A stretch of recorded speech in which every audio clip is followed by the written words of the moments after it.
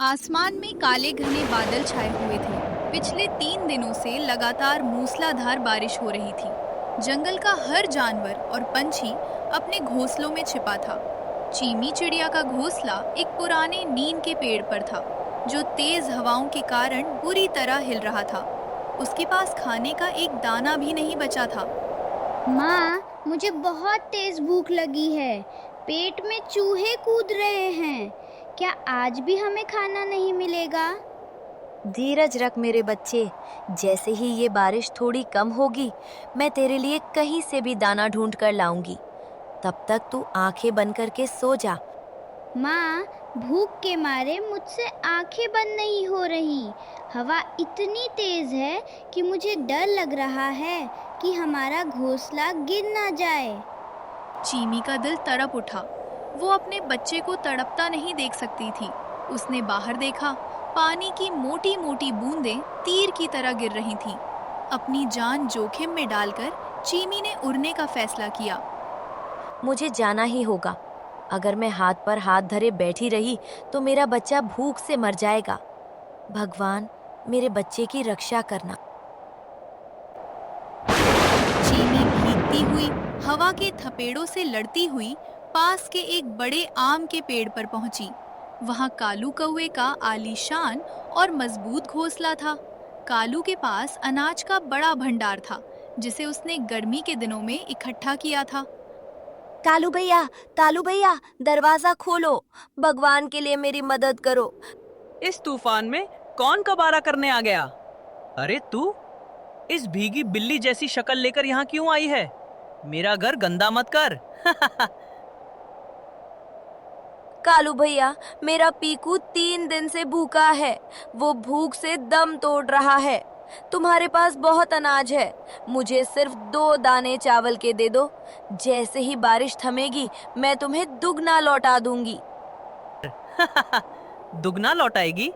तू खुद तो सूखी लकड़ी जैसी है। मुझे क्या लौटाएगी?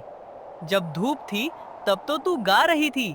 अब बारिश है तो मुझसे भीख मांग रही है। भाग यहाँ से। मेरे पास फालतू का दाना नहीं है। भैया, मुझ पर गुस्सा कर लो, लेकिन मेरे मासूम बच्चे पर रहम खाओ। वो मर जाएगा। मरे तो मरे, मैंने ठेका नहीं ले रखा दुनिया का। चल फुर्र हो यहाँ से, वरना धक्का देकर गिरा दूंगा। कालू ने जोर से दरवाजा बंद कर दिया। चीमी का दिल टूट गया, लेकिन उसकी ममता ने हार नहीं मानी। वो भारी बारिश में आगे बढ़ गई। चीमी की आंखें धुंधली हो रही थीं। भूख और ठंड के कारण उसके पंख भारी हो चुके थे। वो उड़ते उड़ते एक पुरानी हवेली के छज्जे पर गिरी, जहां शेरू कबूतर रहता था। अरे, ये तो चीमी है। इस तूफान में इसकी ये हालत। शेरू दादा, मेरा पीकू वो भूखा है। शांत हो जाओ बच्ची। पहले ये पानी पियो और थोड़ा दाना खाओ। तुम्हारे अंदर जान आएगी, तभी तो बच्चे की मदद कर पाओगी। दादा, मैं ये अकेले नहीं खा सकती। मेरा बच्चा घोंसले में भूख से तड़प रहा है।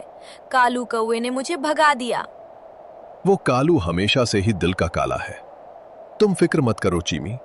मेरे पास इस हवेली के अंदर बहुत सारा बाजरा सुरक्षित है। हम दोनों मिलकर पीकू के लिए खाना ले चलेंगे। दादा, आप भगवान बनकर आए हैं। आपका ये एहसान मैं जिंदगी भर नहीं भूलूंगी।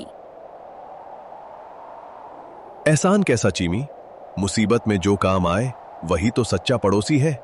चलो हिम्मत करो, हम पीकू को भूखा नहीं सोने देंगे। शेरू कबूतर ने एक थैली में ढेर सारा बाजरा बांधा और उसे अपनी चोंच में दबा लिया। चीनी के अंदर भी अब ममता की नई ताकत आ चुकी थी।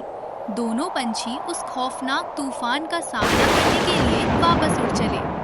हवाएं अब और तेज हो चुकी थी। ऐसा लग रहा था मानो पूरा जंगल उखड़ जाएगा।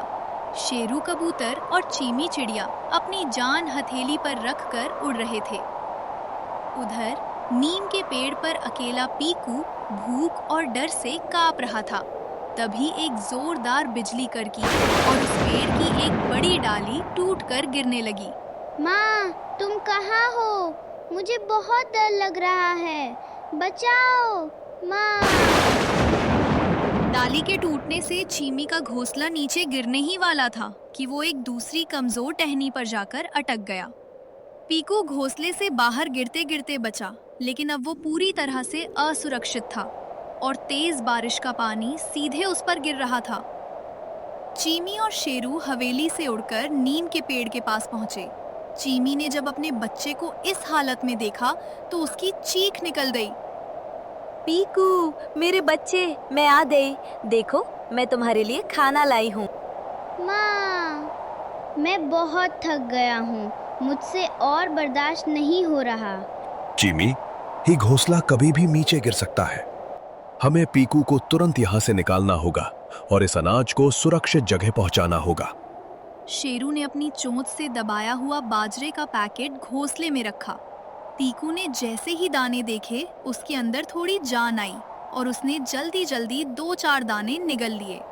लेकिन तभी एक और तेज हवा का झोंका आया। उसी समय पास के आम के पेड़ पर एक बड़ा हादसा हुआ। कालू कौवे का आलीशान घोंसला, जिस पर उसे बहुत घमंड था, वो तेज हवा और भारी बारिश के कारण बिखर गया। उसका सारा अनाज पानी में बह गया। कालू खुद को बचाने के लिए तिनके की तरह उड़ता हुआ उसी नीम के पेड़ की तरफ आया जहां चीनी और शेरू थे। कोई मुझे बचाओ, मेरा घर टूट गया, मेरा सारा खाना बह गया, मैं बर्बाद हो गया। कालू, तुम यहाँ? तुम्हारा घमंड हवा में उड़ गया ना? जब चीमी भीख मांग रही थी तब तुमने उसे दुत्कारा था। अब देखो, भगवान का इंसाफ। शेरू दादा, चीमी, मुझे माफ कर दो। मुझे अपने पैसों और अनाज पर बहुत घमंड था। आज मैं बेघर हो गया हूँ और भूखा भी हूँ। कृपया मेरी जान बचा लो, मैं ठंड से मर जाऊंगा। कालू भैया, मुसीबत के वक्त किसी की लाचारी का मजाक नहीं उड़ाना चाहिए। भले ही आपने मेरी मदद नहीं की, लेकिन मैं आपको इस तूफान में मरने के लिए नहीं छोड़ सकती। शेरू दादा, क्या हम कालू भैया को उस पुरानी हवेली में ले जा सकते हैं? चीमी, तुम सच में सोने के दिल वाली हो। कालू, अगर आज तुम जिंदा बचोगे तो सिर्फ इस छोटी सी चिड़िया की वजह से। चलो जल्दी करो, पीकू को उठाओ और हवेली की तरफ भागो। कालू कौवे की आंखों में आंसू आ गए। जिस चिड़िया को उसने दुत्कारा था, वही उसकी जान बचा रही थी। कालू ने तुरंत पीकू को अपनी पीठ पर बिठाया।